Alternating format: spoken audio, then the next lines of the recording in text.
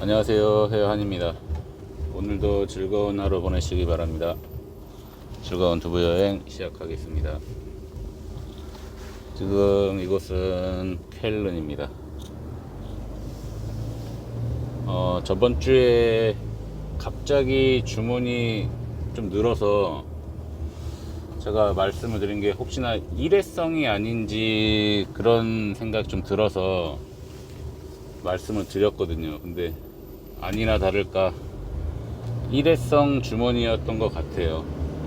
저희 쪽 주문을 했던 이유가 다른 쪽 원래 주문을 받았던 곳에서 영업을 한 주 정도 영업을 안 했던 것 같습니다. 그래서 본의 아니게 저희 쪽에 주문을 넣었던 것 같고요. 일단 요번 주는 그래서 그 좀 많이 받았던 그 집에서 주문을 안 했어요. 일단 뭐 제가 영업을 한 게 아니기 때문에 뭐 아쉬움은 조금 있긴 하지만 그래도 잘 극복해야죠.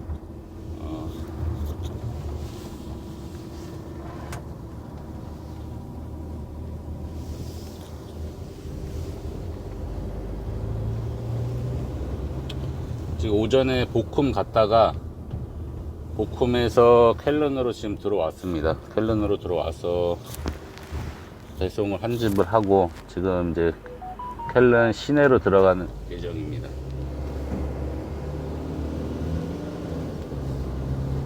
보통 월요일하고 화요일하고 거의 비슷할 것 같아요, 매출액이. 제가 원래 목표했던 거에 3분의 2 정도 되는 것 같습니다. 월요일도 그렇고 화요일도 그렇고. 그래서 하루 반 정도? 그래도 지금 시작하는 거에 비하면 사실 큰 수확이라고 봐요. 하루아침에 뭐 많이 버는, 물론 매출액이 올라가면 좋겠지만, 그래도 이렇게 시작할 수 있는 거에 감사를 합니다, 사실은. 진짜 처음부터 맨 땅에 헤딩하는 식으로 여태까지 살아왔기 때문에 지금 이것도 사실 감사한 마음으로 하고 있어요. 사람이라는 게 사실 욕심이 끝이 없다라고 생각을 해요. 그래서 뭐 두 개를 주면 어느샌가 그 두 개가 당연하듯이 생각되는 게 사람이 생각이기 때문에 처음부터 이거 해줬으면 좋겠는데 저거 해줬으면 좋겠는데 라는 생각에 잠시 좀 빠져 있었던 것 같습니다. 노력 안 한 거는 사실 바라면 안 되죠. 그래도 사장님 쪽으로 해서 뭐 프랑크푸르트나 뭐 켈른이나 이쪽으로 해서 전화가 뭐 자주는 아니더라도 전화가 오는 것 같아요. 뭐 다음 주 무슨 요일날 뭐 몇 통 갖다 달라. 근데 그게 어떻게 보면 매번 있는 일은 아닌 것 같고요. 그래도 매번 있는 일은 아니라 할지라도 일단 제가 배송을 가면서 또 나머지 문제는 제가 해결을 해야 된다라고 생각을 합니다. 그냥 뭐 밥상에 숟가락까지 얹어줬는데 그거를 떠먹여 달라고 할 수는 없잖아요, 사실. 밥상을 차려주셨으면 제가 알아서 이제 밥 숟갈도 제가 떠야 되는 상황인 거고 해결을 해야 될 부분이 많이 있습니다.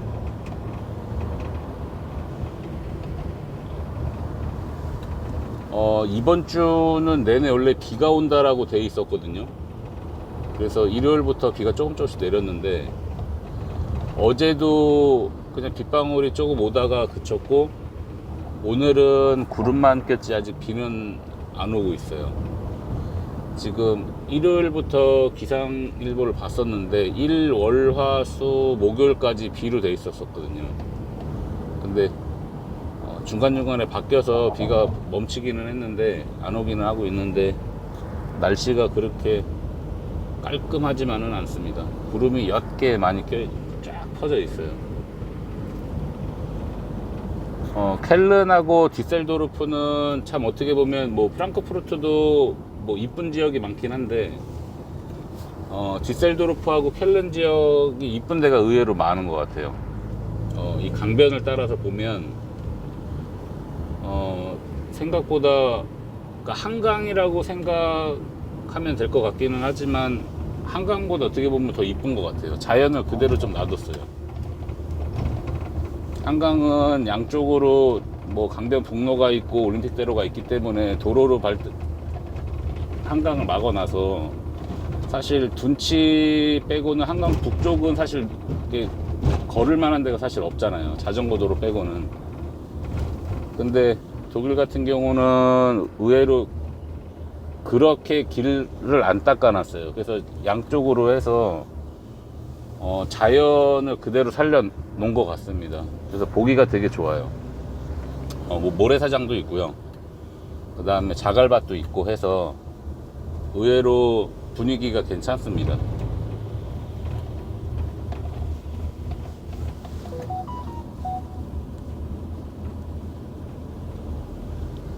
저번 주에 저 밤베르크 가서 원래 촬영을 못 할 줄 알았다가 시간이 그래도 좀 나서 시내로 방향을 돌려가지고 시내를 좀 촬영을 했거든요. 근데 본의 아니게 그 강변 따라 들어가는 길을 촬영을 할 수 있어서 되게 기분이 좋았어요. 한 2년 전인가 간 데가 너무 이뻐 보였었는데 거기를 도저히 못 찾겠더라고요.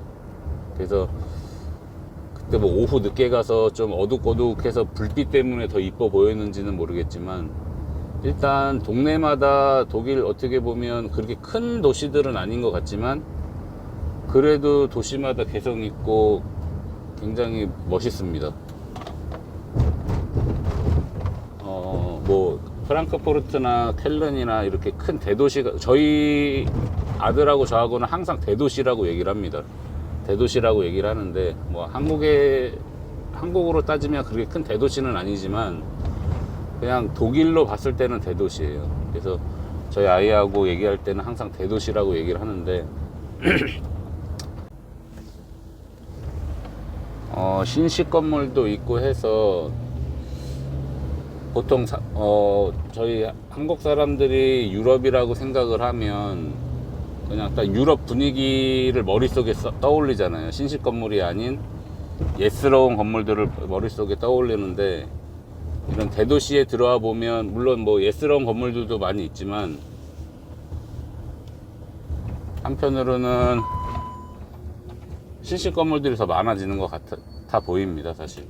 근데 이제 이런 큰 도시들 말고 조그만 도시들을 가다 보면 진짜 신식 건물들은 거의 없이 그냥 옛날 예스러운 건물들이 되게 많아요.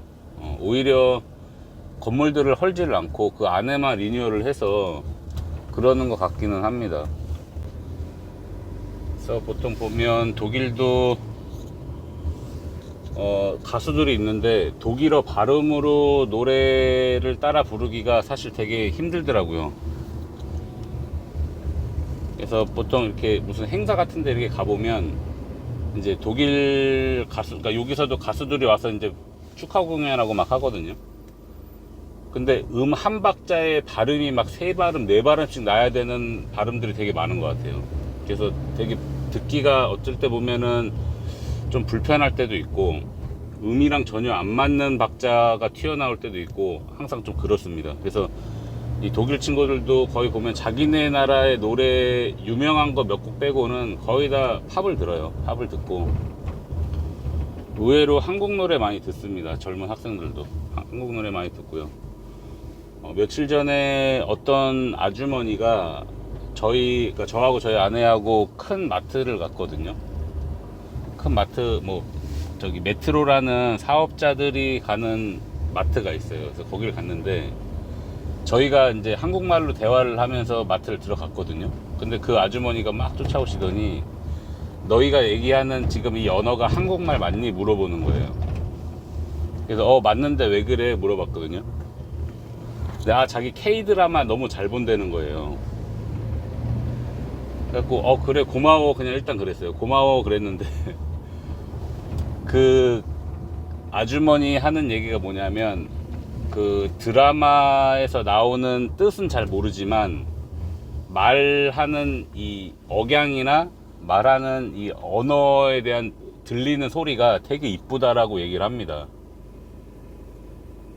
그래서 그것도 깜짝 놀랐어요. 아니 보통 그냥 젊은 사람들이 얘기하면 요즘에 뭐 K-팝이나 K-드라마가 유행을 하기 때문에 그렇게 얘기할 수도 있다라고 생각을 하는데 저보다 연배가 좀 더 들으신 분 같았거든요. 근데 그분이 이렇게 한국어에 대해서 관심을 가져주는 거에 되게 놀랐어요. 그만큼 한국어의 위상이 되게 높아진 것 같아요. 어떻게 됐든 한국어를 더 높이려면 저희들이 더 노력을 해야 되겠지만 그만큼 한국에 대한 인식도 많이 바뀌었다라고 생각을 합니다. 보통 영어가 공용어라고 해서 영어를 많이 쓰고 있긴 하지만 뭐 독일 같은 경우도 저희 뭐 고등학교 때 영어도 배우지만 뭐 독어나 불어나 이렇게 선택으로 배웠던 것 같아요. 뭐 필수는 아니었지만 그래도 일주일에 1시간인가 2시간인가 배웠었던 기억이 납니다. 사실 독일어 자체가. 그래서 그렇게 큰 성적에는 그렇게 큰 비중을 차지하진 않았지만 그 정도로 이제 위상이 됐다라고 봐요. 한국이라는 나라 자체도 외국 사람들이 생각할 때 한국이 진짜 뭐 이런 문화적인 면이나 모든 면에서 조금 많이 앞서가는구나 라는 생각에 괜히 어깨가 으쓱해지고요. 기분이 좋아집니다. 그래서 한글을 조금 더 사랑했으면 좋겠어요. 저희가 뭐 영어 못하고 독일어 못한다고 해서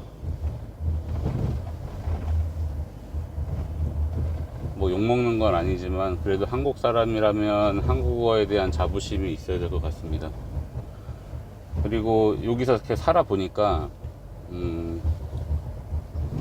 자녀들이 한국어를 많이 까먹더라고요. 그냥 다문화 가정에서 살아나는 친구들이 많이 까먹는 것 같아요. 보통 부모님들이 집에서 평상시 쓰는 언어로 아이들이 배운다라고 얘기를 하기 때문에 뭐 아빠가 한국분이든 엄마가 한국분이든 그 다문화 가정 같은 경우는 그래도 웬만하면 아이들 교육에는 한국말을 써줬으면 좋겠어요. 한국말을 까먹는 아이들이 너무 많습니다. 사실 뭐 저희 가족이야 저하고 저희 아내가 독일말을 잘 못하기 때문에 어쩔 수 없이 한국어를 써야 되는 상황이라 아이가 한국어를 잘 하긴 하지만 그 외에 가정은 한국말을 잘 못해요. 그게 어떻게 보면 좀 가슴이 많이 아픕니다. 예전에 광고로 오신 분 중에 독일에 남고 싶어가지고 독일 분하고 결혼하셔가지고 자녀를 두고 살아가시는 분이 계셨는데 그분이 지금에 와서 후회라는 게 뭐냐면 본인은 돈 벌기에 급급해서 집에를 잘 못 들어갔대요. 그래서 돈을 많이 벌었을진 몰라도 자식과 자기와의 그 언어적인 면에서는 실패했다라고 얘기를 합니다. 자녀들이 한국말을 전혀 몰라요. 그도 그럴 것이 그분은 돈 번다고 밖에 계속 외부에만 나가 있고 아이를 뭐 교육을 시키고 케어하는 거는 전적으로 엄마가 교육을 했기 때문에 엄마가 독일 분인데 한국말을 당연히 할 리가 없지 않습니까? 그러다 보니까 한국말로 하소연할 데가 없다라는 거죠. 손자가 태어나고 손녀딸이 태어나도 한국말을 가르치고 싶어도 가르쳐 줄 수가 없답니다. 자녀들이 한국말을 전혀 모르기 때문에 뭐 괴롭고 이런 일이 있어서 상의를 하고 싶어도 그분 자체도 독일어가 유창한 독일어가 아니기 때문에 그렇게 진솔하게 대화를 못 한다라고 얘기를 하세요. 원래 다른 얘기를 하려다가 지금 본의 아니게 한국어에 대해서 얘기가 계속 길어졌는데, 어찌됐든 한국 사람이라면 한국어 잊지 않고 자랑스럽게 생각하고 자녀들한테만큼은 꼭 한국어를 까먹지 않게끔 했으면 하는 바람입니다. 오늘 방송 여기까지 마무리 하고요. 구독과 좋아요, 알림 설정 부탁드리겠습니다. 감사합니다. 안녕히 계세요. 추스.